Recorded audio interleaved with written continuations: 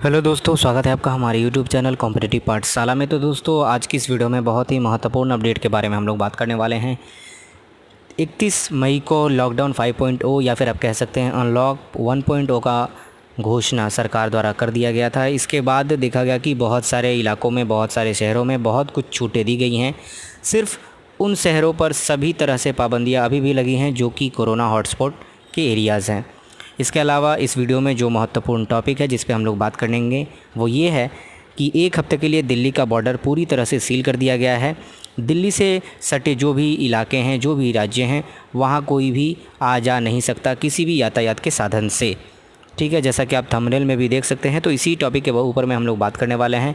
इससे रिलेटेड सारी जानकारी आपको वीडियो में मिल जाएगी। अगर उसके बाद भी अगर आपको कोई डाउट हो तो आप कमेंट करके ज़रूर पूछिएगा, वहाँ पर आपको आंसर कर दिया जाएगा। तो चलिए बिना टाइम वेस्ट किए वीडियो को स्टार्ट करते हैं।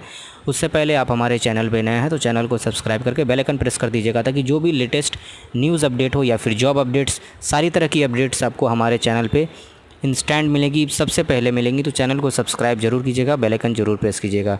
तो चलिए आज की अपडेट जान लेते हैं।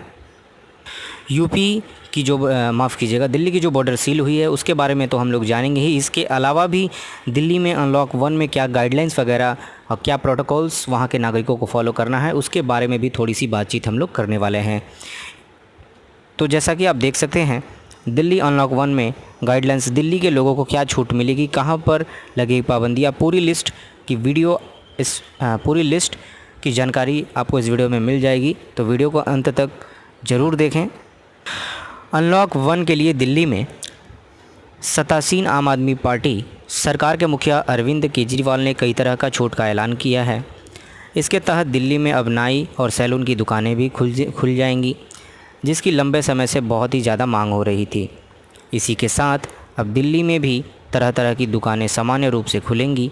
पहले इन्हें ऑड इवेंट के आधार पर खोला जा रहा था, लेकिन अब ऐसा नहीं होगा। इसी के साथ अरविंद केजरीवाल ने ये भी कहा है कि पहले जो खोल दिया गया है वह खुला ही रहेगा। केंद्र सरकार के ऐलान के तहत रात को 9 बजे से सुबह 5 बजे तक लोग घरों में रहेंगे। नाइट कर्फ्यू वैसे ही लागू रहेगा। इसके अलावा सैलून स्पा खोलने का अधिकार राज्य सरकार के पास है। ऐसे में दिल्ली सरकार ने यह अहम फैसला लिया है। यूँ भी दिल्ली से सटे उत्तर प्रदेश और हरियाणा में सैलून खोलने की इजाज़त भी मिल जा चुकी है। ऐसे में ही सरकार पर दबाव था।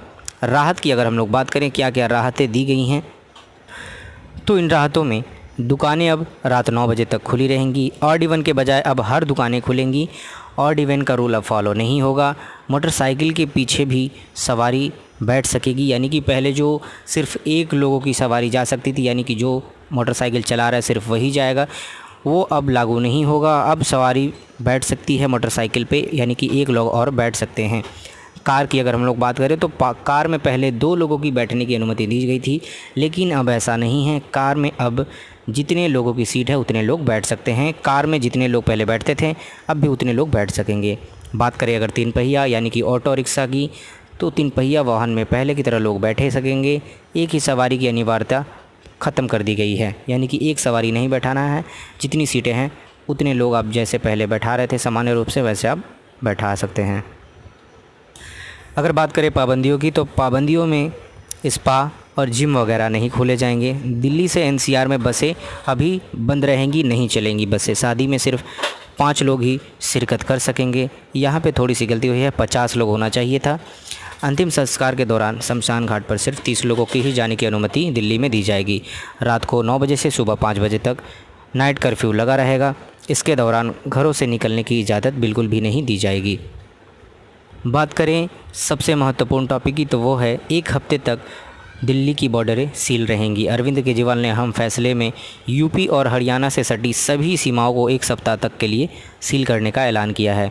दरअसल इससे पहले यूपी और हरियाणा की सरकार की ओर से यह कहा जा रहा था कि दिल्ली की वजह से उनके यहाँ खासकर नोएडा और गाज़ियाबाद के साथ हरियाणा के सोनीपत, गुरुग्राम, फरीदाबाद और पलवल और नूह में कोरोना के वायरस के संक्रमण उसी के कारण ज़्यादा बढ़ रहे थे। इसीलिए दिल्ली की जो सीमा है उसको सील कर दिया गया है 1 हफ्ते के लिए। इसके अलावा बात करें तो ज़रूरी सेवाओं की जो छूट है वो कोरोना हॉटस्पॉट एरिया में, कंटेनमेंट जोन में अभी भी दी जाएगी।